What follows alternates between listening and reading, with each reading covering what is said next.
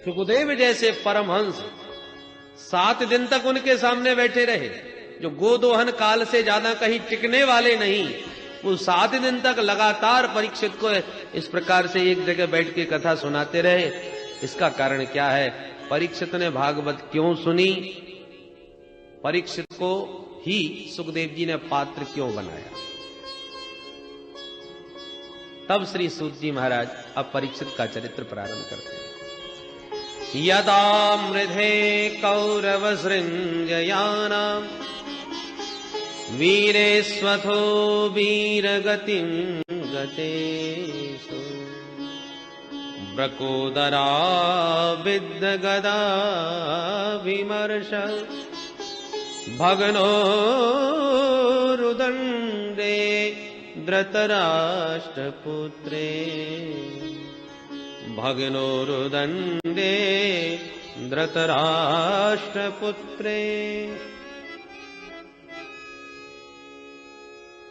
सूत जी कहते ऋषि हो, उस समय की बात है जब महाभारत के युद्ध में सभी कौरव मारे गए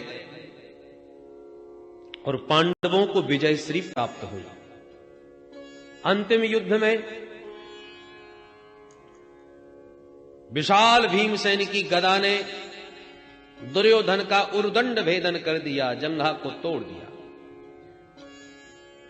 अमूर्छावस्था में दुर्योधन को रणभूमि में छोड़कर पांडव अपने शिविर में पहुंचे और उस समय एकांत में दुर्योधन के पास अश्वत्थामा आया। महाभारत में अनेक शव बिखरे पड़े हैं कुरुक्षेत्र की भूमि में।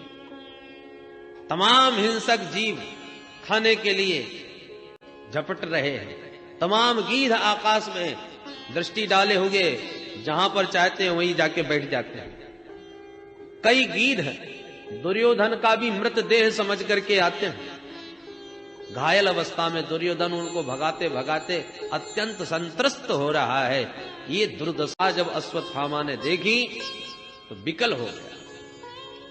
दुर्योधन के पास आया, मित्र, मैंने तुम्हारा वह वैभव देखा, वह दिव्य साम्राज्य देखा, और आज ऐसे उस महापुरुष का ये हाल, ये दुर्दशा।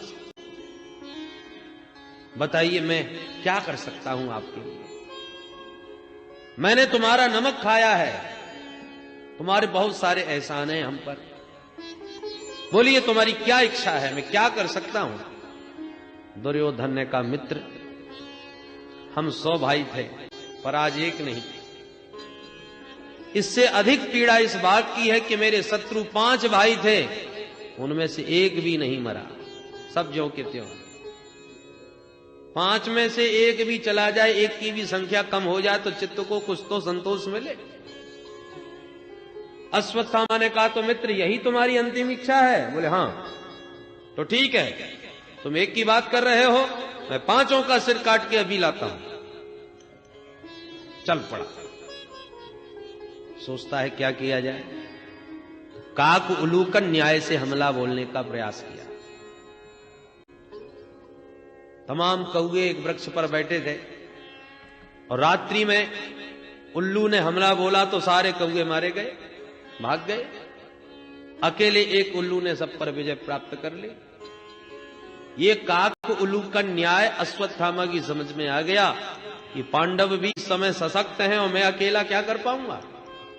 इसी विधि से मैं उन पर आक्रमण करूंगा। चल पड़ा अर्धरात्रि में। और प्रभु जिसको बचाना चाहे, जो करना चाहे, उनकी इच्छा के सामने किसी की नहीं चलती। वो चाहते हैं वही होता है। भगवान आज पांडवों को शिविर से ही बाहर निकाल करके ले गए। चलो भाई, विजय की प्रथम रात्रि है, धूमधाम से उत्सव पूर्वक मनाएंगे। सो पांडवों को बाहर ले गए और पांडवों की सूनी सैया पर आकर के द्रौपदी के 5 बेटा सो गए, जो 5 पांडवों के द्वारा उत्पन्न हुए थे, जो अपने पिता के समान ही देखने में दिखाई पड़ते थे। अपने अपने पिता की सैया पर 5 द्रौपदी पुत्र आकर के सो गए। रात्रि में जब आक्रमण किया अश्वत्थामा ने, तो उन 5 पांडवों के पुत्रों को ही पांडव समझ लिया और पांचों का सिर काट दिया। प्रसन्न हो गया कि मैं सफल हो गया,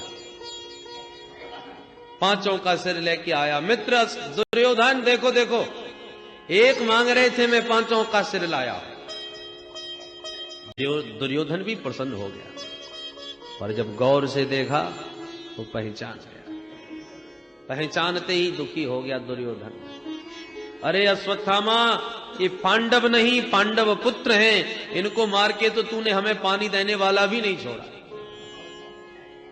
इनसे मेरा क्या बैर है। दुर्योधन का भी प्राणांत हो गया, पर अश्वत्थामा अब बहुत घबराया। पांडव यदि जीवित हैं तो अब वो मुझे नहीं छोड़ेंगे। उधर जब द्रौपदी को इस घटना का पता चला तो अत्यंत चीत्कार कर उठी, छाती पीट पीट के विलाप करने लगी। माता शिशूनां निधनं सुतानां निशम्य घोरं परितप्यमाना तदा रुदद्भास्म कलाकुलाक्षी तां सान्तयन्नाह किरीटमाली। द्रौपदी की इस व्यथा को देख देख करके अर्जुन ने गांडीव उठा लिया। क्रोध में भरे अर्जुन ने प्रतिज्ञा कर डाली, द्रौपदी दुखी मत हो, जिस दुष्ट ने ये दुष्कर्म किया है उसे मैं तुम्हारी आंखों के सामने लाके मृत्यु दंड दूंगा। ये अर्जुन की कठोर प्रतिज्ञा है।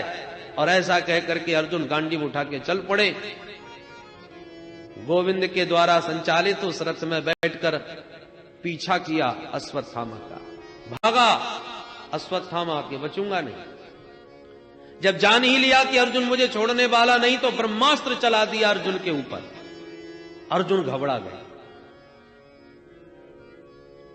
भगवान बोले, अर्जुन तुम क्यों घबराते हो? तुम्हें तो ब्रह्मास्त्र चलाना भी आता है, लौटाना भी आता है, चलो।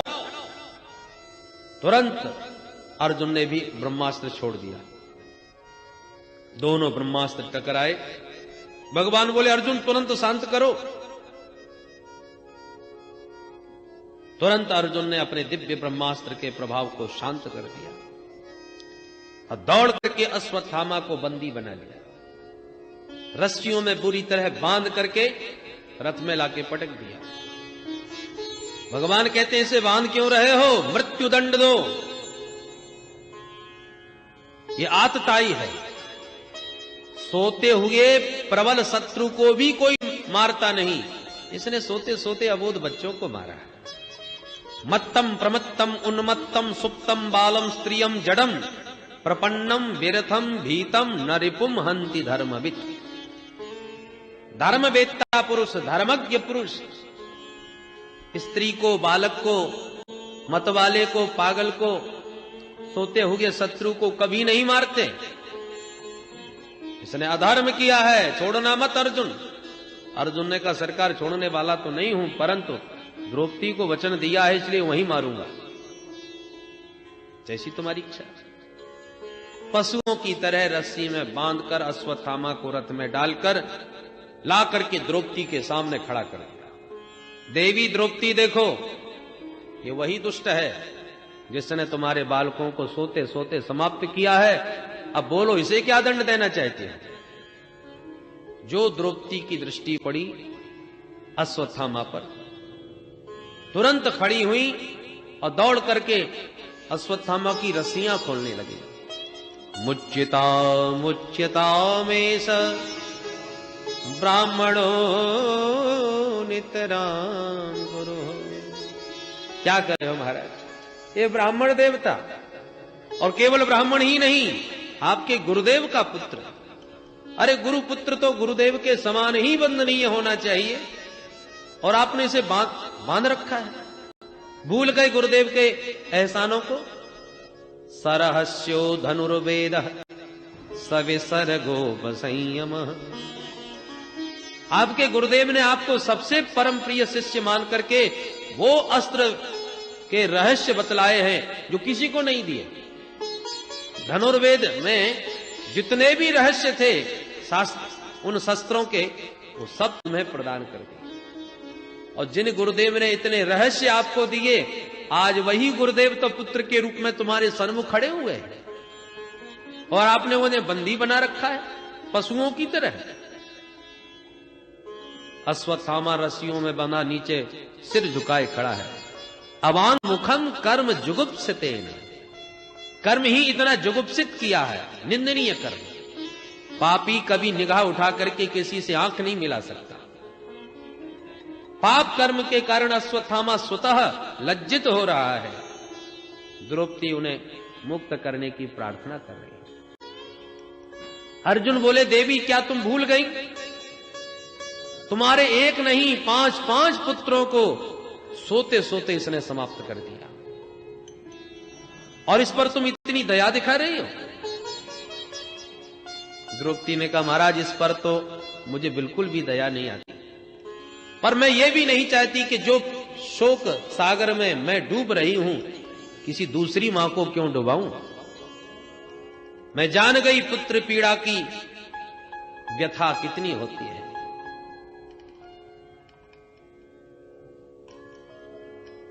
यदि तुमने इसे समाप्त किया तो क्या तुम्हारी गुरु माता मेरी तरह नहीं रोएगी? मेरे पुत्र नहीं तो मुझे कम से कम पति का अवलंब प्राप्त है, परंतु इनकी मां कृपी, जिनके पति द्रोणाचार्य जी महाराज तो पधार चुके हैं, बेटे का सहारा लिए बैठी है। यदि इसे भी तुम समाप्त कर दोगे तो बताओ तुम्हारी गुरु माता पर क्या बीतेगी। वो तो बिल्कुल असहाय, अकेली पड़ जाएगी। मारो दीदस्य जननी गौतमी पति देवता, यथाहं व्रतवत्सार्ता रोदम्यश्रुमुखी। धर्मराज युधिष्ठिर जी को द्रौपदी के ये वचन उचित लगे। आदेश दिया, अर्जुन द्रौपदी बिल्कुल ठीक कह रही, जैसा भी हो ब्राह्मण है, गुरुपुत्र है, हमारे लिए सर्वथा वंदनीय है, हमें इसे मारना नहीं चाहिए, छोड़ दो। पर भीमसेन की आंखें टेढ़ी हो गई, गदा संभालने लगे। तुम सब छोड़ दीजिए, पर मेरी गदा से यह छूटने वाला नहीं है, कदापि इसे जीवन दान नहीं मिल सकता। अर्जुन बोले, भैया मैं भी वचनबद्ध हूं, मैंने भी द्रौपदी के सामने प्रण किया था, इसलिए छोड़ने वाला तो मैं भी नहीं। अब तो बड़ा भारी द्वंद्व खड़ा हो गया। भीम और अर्जुन का एक स्वर, हम छोड़ेंगे नहीं। पर युधिष्ठिर जी महाराज और द्रौपदी जी का एक विचार कि जो होना था सो हो गया, अब गुरुपुत्र को क्यों मारा जाए। दुविधा में पड़ गए अर्जुन, क्या किया जाए कुछ समझ नहीं पा रहे। द्वारकाधीश प्रभु मौन खड़े खड़े सब सुन रहे हैं, देख रहे हैं, विचार कर रहे हैं। जब हमसे कोई पूछ ही नहीं रहा तो हम क्यों बिना मतलब के परामर्श दें। मौन खड़े। जब बात बहुत ज्यादा उलझती चली गई तब अर्जुन द्वारकाधीश के पास आए, सरकार अब आप मौन क्यों खड़े हो, आप भी तो कुछ अपना मंतव्य बताइए, क्या किया जाए। भगवान बोले, हमसे पूछते हो? हां सरकार, आप ही से पूछ रहे हैं, क्योंकि जब बात बहुत ज्यादा उलझती है तब आप चुटकियों में सुलझा देते हो। आपके पास ऐसे सूत्र हैं, आप ही सुलझाइए सरकार। भगवान बोले, तो सुनिए, तस्मात् शास्त्रम प्रमाणम ते कार्या कार्य व्यवस्थित। क्या करना चाहिए क्या नहीं, इसमें शास्त्र साक्षी होते हैं, शास्त्र जो कहे वो करना चाहिए। तो ऐसी स्थिति में आपका शास्त्र क्या कह रहा है महाराज? भगवान बोले, शास्त्र तो कहता है ब्रह्म बंधुर न हंतव्य आततायी बधार्हण मयैवो भयमाम्नातं परिपाह्यनुशासन। अर्जुन, शास्त्रों ने स्पष्ट आदेश दिया है, ब्राह्मण कितना भी पतित हो, अधम हो, पर न हंतव्य, वो मारने योग्य नहीं होता। ब्राह्मण का कभी वध नहीं किया जाता। पर शास्त्रों में यह भी स्पष्ट आदेश है कि आतताई बधार्हण, आतताई कोई भी हो, कैसा भी हो, वो वध के ही योग्य होता है, उसे छोड़ना ही नहीं चाहिए। अर्जुन ने कहा, जय हो महाराज, ये आप समाधान दे रहे हैं, आपने तो ये दोनों ही बातें कर दी। एक तरफ कह दिया ब्राह्मण कभी मारा नहीं जाता, दूसरी तरफ कह दिया आतताई कोई भी क्यों ना हो, उसे छोड़ना ही नहीं चाहिए। तो बात तो जहां की तहां रही महाराज, मैं क्या करूं? भगवान बोले, अब बता तो दिया, शास्त्र की बात हमने बता दी, अब जो उचित लगता हो तुम करो। मैं समझा नहीं महाराज। भगवान बोले, तो यूं समझो, श्री युधिष्ठिर जी महाराज सम्राट हैं, राजा हैं, तुम्हारे बड़े भाई हैं, वो जो आज्ञा दे रहे हैं उसका तुम्हें पालन करना चाहिए। पर ध्यान रखिएगा, तुम क्षत्रिय हो, अपनी प्रतिज्ञा को मत तोड़ बैठना। छात्र धर्म का पालन करना, वचन रक्षा करना।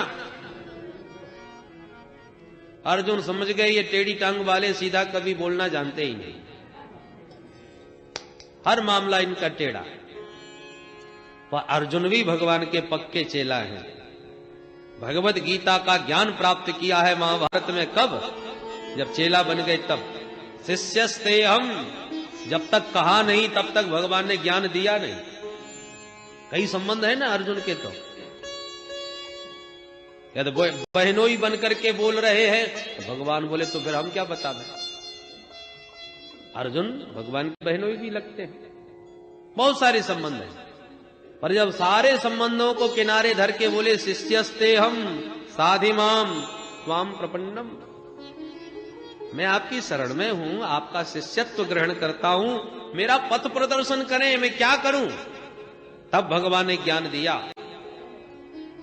गीता का उपदेश दिया।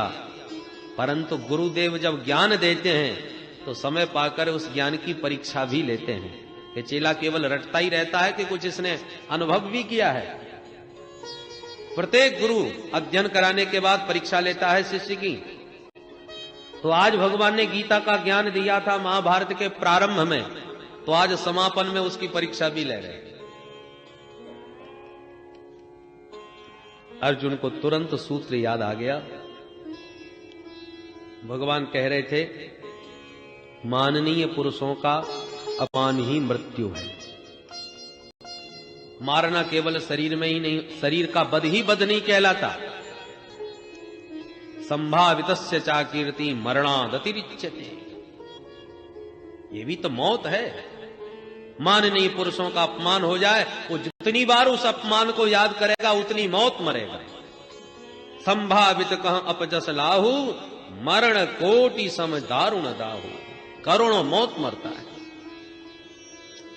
तुरंत स्मरण आ गया और अर्जुन ने अश्वत्थामा के सिर से चमकती हुई मणि को निकाला और शिविर से धक्का मार के भगा दिया। बपनम द्रविणादानम स्थानान्यर्यापणम तथा एष ही ब्रह्म बंधून वधो नान्योस्ति देहिकः। ब्राह्मण का दैहिक वध नहीं करना चाहिए, उसको विरूप कर दो, उसको घोर अपमानित कर दो, धक्का मार के घर से निकाल दो, यही ब्राह्मण की मृत्यु है। शिविर से धक्का मार के अर्जुन ने अश्वत्थामा को निकाल दिया, मणि को छीन लिया। अपमान की ज्वाला में जलता हुआ अश्वत्थामा सोचने लगा कि मेरा भी नाम नहीं, जो इनके वंश में कोई पानी देने वाला नहीं छोड़ूंगा। अपमानित चला गया। भगवान अब इधर पांडवों से बोले, भाई बहुत दिन हो गए आपके बीच रहते रहते, अब हमारे द्वारकावासी भी हमारी बहुत देख रहे होंगे, परवारी जन भी बहुत याद कर रहे होंगे, तो अब हम अपने घर चले। पर कोई भी पांडव प्रभु को भेजना ही नहीं चाहता, विदा करना ही नहीं चाहता।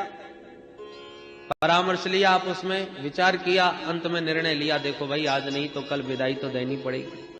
कब तक बांध के रखेंगे हम इनको अपने पास? हमको स्वार्थ त्याग कर द्वारकावासियों पर भी ध्यान देना चाहिए। जैसे तैसे सब राजी हो गए और भगवान की विदाई की तैयारियां होने लगी। भगवान को ले जाने के लिए दिव्य रथ तैयार होकर के आ गया। समस्त पांडव परिकर मिलकर के प्रभु को विदा देने लगे। द्वारकाधीश की जय जयकार बोलते हुए सब विदाई दे रहे हैं। भगवान द्वारका जाने के लिए अपने रथ में एक कदम रख दिए, अपनी एक दिव्य भुजा से रथ की ध्वजा को भी पकड़ लिए। सभी प्रणाम नमन करने लगे तो भगवान दूसरी भुजा से अभय मुद्रा में खड़े होकर आशीष प्रदान करने लगे। बड़ी अपूर्व झांकी हो रही थी। एक चरण धरती पर है, एक चरण रथ पर। एक भुजा से रथ को पकड़ रखा है चढ़ने के लिए और दूसरी भुजा से सबको आशीर्वाद दे रहे हैं अभय मुद्रा में। मंद मंद मुस्कुराते हुए प्रभु की इस छटा का सभी दर्शन कर रहे थे कि अचानक एक अबला चीखती पुकारती बाल विधवा दौड़ी दौड़ी आई और चरणों में लिपट के चिल्लाने लगी, पाहे पाहे महायोगिन देवदेव जगत्पते नान्यं त्वदभयं पश्ये यत्र मृत्यु परस्परम् यत्र मृत्यु परस्परम्। पाहि माम पाहि माम पाहि माम पाहि पाहि कह के चरणों में उस देवी को गिरते देखा। भगवान सावधान हो गए, देखने वाले हैरान हो गए, ये अचानक कौन आ गया। प्रभु ने ध्यान से देखा, अरे ये तो पांडवों की कुलवधू है, अभिमन्यु की पत्नी उत्तरा है। अभिमन्यु तो वीर गति को प्राप्त हो गए चक्रव्यूह में, परंतु गर्भवती होने के नाते देवी उत्तरा सती न हो सकी। आज वो बेचारी विकल चरणों में पड़ी है। प्रभु सावधान होकर मुस्कुराए, अरे देवी क्या हुआ। गिड़गिड़ाती भगवती उत्तरा हाथ जोड़ के बोली, प्रभु आज मुझे आपके अतिरिक्त अपना कोई भी रक्षक त्रिभुवन में दिखाई नहीं पड़ता, न अन्यम पश्ये, यह है अनन्य शरणागति। प्रभु के अतिरिक्त दूसरा कोई भी मेरा रक्षक नहीं, ऐसा दिव्य भाव मन में जागे, वही सच्चा अनन्याश्रित भक्त है। और भगवान की तो प्रतिज्ञा है, अनन्याश्चिंतयन्तो माम ये जनाः पर्युपासते तेषां नित्याभियुक्तानां योगक्षेमं वहाम्यहम्। अनन्याश्रित होकर के देवी उत्तरा चरणों में आई। क्षण भर का विलंब किया होता तो अनर्थ हो सकता था। भगवती द्रौपदी जी ने भी प्रभु को पुकारा तो था, पर कौरव सभा में कब पुकारा, जब चारों तरफ से निराशा हाथ लगी। कभी अपने पतियों को देखती हैं, कभी द्रोणाचार्य गुरुदेव को देखती हैं, कभी पितामह भीष्म जो वंश के वृद्ध हैं उन पर आशान्वित होती हैं, पर सबका सिर झुक गया, चारों तरफ से निराशा पिशाची ने घेर लिया, तब जाकर के प्रभु से आशा जोड़ी और द्रौपदी की रक्षा प्रभु ने करी। पर उत्तरा देवी ने ये भूल नहीं हुई। पूरा परिवार खड़ा है प्रभु को विदा देने के लिए, परंतु उत्तरा देवी ने किसी अन्य का विश्वास नहीं, भरोसा नहीं किया, आश्रय नहीं लिया और सबके बीच आकर के गोविंद के पाद पद्मों को पकड़ लिया। नान्यम त्वद भयम पश्ये यत्र मृत्युः परस्परम, आपके अतिरिक्त मेरा कोई भी रक्षक नहीं, पाहि माम, प्रभु रक्षा करें। देख रहे हैं आप, ये तेज पुंज मेरी ओर बढ़ता ही चला रहा है और निश्चित ही ये मुझे भस्म कर देगा। मुझे अपने प्राणों का तनिक भी मोह नहीं, ये वैधव्य जीवन मेरे लिए तो भार ही है, परंतु भय इस बात का है कि मेरे गर्भगत शिशु पर आंच न आ जाए, क्योंकि वो समाप्त हो गया तो आज संपूर्ण कुरुवंश ही समाप्त हो जाएगा। इसलिए मैं भले ही बचूं या मरूं, पर मेरे गर्भ पर कोई संकट ना आवे। कामम दहतु माम नाथ मामे गर्भो निपात्यताम, मेरे गर्भ की रक्षा करें प्रभु। उत्तरा भगवती केवल अपनी रक्षा की बात करती तो हो सकता है वो बच जाती और गर्भ नष्ट हो जाता है, परंतु गर्भ रक्षा की बात करते हैं, मैं बचूं या मरूं कोई चिंता नहीं। तो भाई गर्भ की रक्षा भी तो तभी संभव है जब मां की भी रक्षा हो, इसलिए गर्भ की रक्षा की गुहार करते हैं, अपनी रक्षा की। भगवान बोले देवी बिल्कुल भयभीत न हो, और अभय दान देकर के भगवान तुरंत अंगूठे के बराबर नन्हा रूप धारण किए और देवी भगवती उत्तरा के गर्भ में प्रविष्ट हो गए। बोल दीन बंधु भगवान की, भक्त वत्सल भगवान की। भगवती उत्तरा के गर्भ में ज्यों ही भगवान प्रविष्ट हुए, नन्हे से परीक्षित अभी गर्भ में विराजमान है। अश्वत्थामा का भेजा हुआ ब्रह्मास्त्र जलाने के लिए अंगारा बना चला आ रहा है। परीक्षित नन्हे से कांप रहे हैं, उस तेज से संतप्त हो रहे हैं, बिलख रहे हैं, विकल हो रहे हैं। पर अचानक उनकी आंखों के सामने जहां चतुर्भुज दिव्य रूप प्रकट हुआ, भगवान ने अपने दिव्य तेज और प्रभाव से ब्रह्मास्त्र को शांत करके लौटा दिया और परीक्षित की ओर अभय मुद्रा में आशीर्वाद दिया। परीक्षित की नन्ही सी आंखों में वो झांकी हमेशा के लिए बैठ गई। जे अचानक अंगारा जो आग का मुझे जला रहा था, उससे निवृत्त, उससे मेरी रक्षा करने वाला ये 4 हाथ वाला कौन आ गया? और चित्त में जो छटा एक बार चिपक जाए वो निकलती नहीं, विशेषकर बालकों के। बड़ी अवस्था में तो बहुत से दृश्य आते हैं, फिर भूल भी जाते हैं, पर बचपन के बहुत सारे दृश्य ऐसे होते हैं जो बुढ़ापे तक याद रहते हैं, क्योंकि बालक का चित्त एकदम विशुद्ध होता है, उसमें जो भी चित्र है वो हमेशा के लिए अंकित हो जाता है। अभी परीक्षित का तो जन्म भी नहीं हुआ है, मां के गर्भ में ही है, संसार का दृश्य अभी देखा ही कहां है, पर गर्भ में ही एक 4 हाथ वाले का दृश्य दिखाई पड़ गया। और यह भी प्रत्यक्ष देख लिया कि इसी ने मेरे प्राणों की रक्षा करी। बस इसलिए परीक्षित के चित्त में वह चित्र चिपक गया, अंकित हो गया। धन्य है उत्तरा का सौभाग्य। इस भारत भूमि में माताओं ने अपने गर्भ में भक्तों को धारण किया, ध्रुव और प्रहलाद के रूप में। भगवान को भी अपने उदर में धारण किया, श्री राम और कृष्ण के रूप में। पर ऐसी भाग्यशालिनी माता कोई नहीं हुई जिसके गर्भ में भक्त और भगवान एक साथ विराजे हुए। आज ये परम सौभाग्य यदि मिला तो भगवती उत्तरा देवी को, जिनके गर्भ में परम भागवत परीक्षित पूर्व से ही विद्यमान थे, आज साक्षात प्रभु भी पधार गए। भक्त और भगवान का ये दिव्य संयोग भगवती उत्तरा के गर्भ में संपन्न हुआ। पुनः प्रभु प्रकट हुए, मंद मंद मुस्कुरा के उत्तरा को देखा और कहा देवी अब तो कोई कष्ट नहीं है। उत्तरा भगवती के आनंद का पारावार है, चरणों में बार बार प्रणाम करने लगी, अश्रुधारा नैनों से बहने लगी। किन शब्दों में प्रभु को धन्यवाद दिया जाए, वाणी मूक हो गई, एक शब्द भी देवी उत्तरा के मुख से निकला नहीं। और भगवान अभय दान दे के जब पुनः रथ में चढ़ने को उद्यत हुए तो देवी कुंती महारानी से नहीं रहा गया, मेरे वंश की रक्षा करी है। यदि ये बालक समाप्त हो गया होता तो कुरुवंश उसके साथ ही समाप्त हो जाता। और इतना बड़ा कार्य करके प्रभु जा रहे हैं, कोई धन्यवाद भी नहीं दे रहा। ठीक है, आकाश का अंत कोई नहीं पा सकता, फिर भी पक्षी तो अपनी अपनी सामर्थ्य से उड़ते ही है।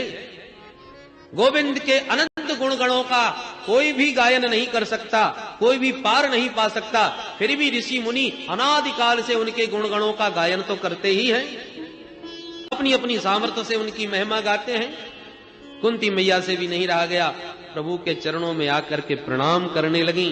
भगवान ने हाथ पकड़ लिए, बुआ ये उल्टी गंगा क्यों बहा रही हो? मैं आपका भतीजा विदा ले रहा हूं तो प्रणाम मुझे आपको करना चाहिए, और उल्टे आप मुझे प्रणाम करने लगे। कुंती मैया हाथ जोड़ के कहती हैं, प्रभु ये बुआ बुआ कह के मेरी आंखों पर ये मोह का पर्दा न डालिए। अनेकों बार आपकी भगवत्ता को मैंने ठीक से जान लिया, समझ लिया, और जैसी आपकी भगवत्ता मेरी समझ में आने लगती है तभी बड़े प्यार से आप बुआ जी इतने प्यार से बोलते हो कि आपकी सारी भगवत्ता भुलाकर केवल भतीजा मान के रह जाते हो। मेरे भैया वसुदेव का ही तो लड़का है और आपकी भगवत्ता चली जाती है, भूल जाती हूं। इसलिए निवेदन है थोड़ी देर मौन ही खड़े रहे प्रभु, और आज जो उद्गार हृदय में आ रहे हैं उनको कह लेने दीजिए। मैं आज अपने भतीजे को प्रणाम नहीं कर रही, तो बोले नमस्ते पुरुषम त्वाद्यम ईश्वरम प्रकृते परम अलक्ष्यम सर्वभूतानां अंतर्बहिरवस्थितम् माया जवनिकाच्छन्नम्